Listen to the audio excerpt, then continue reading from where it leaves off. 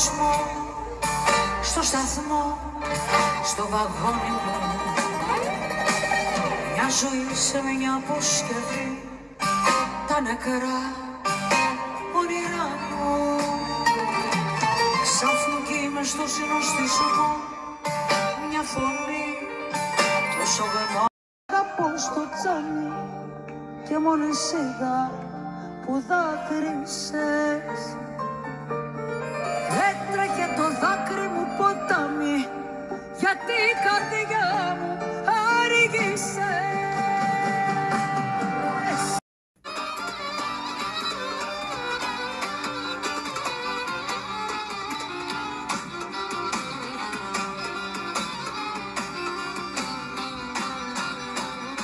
Το μεγαλύτερο σου της εποχής.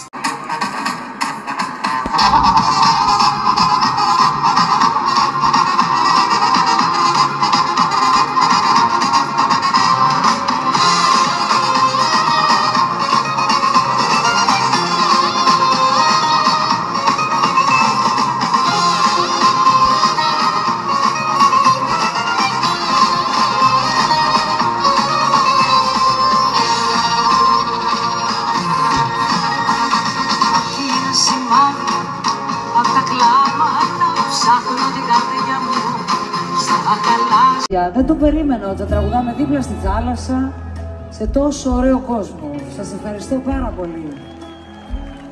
Θέλω να ξανάρθω εδώ στην Εξαμέλεια και όπου αλλού, στην Αλβανία. Ξέρω ότι αγαπάτε την ελληνική μουσική και νομίζω ότι νιώθετε και εμείς.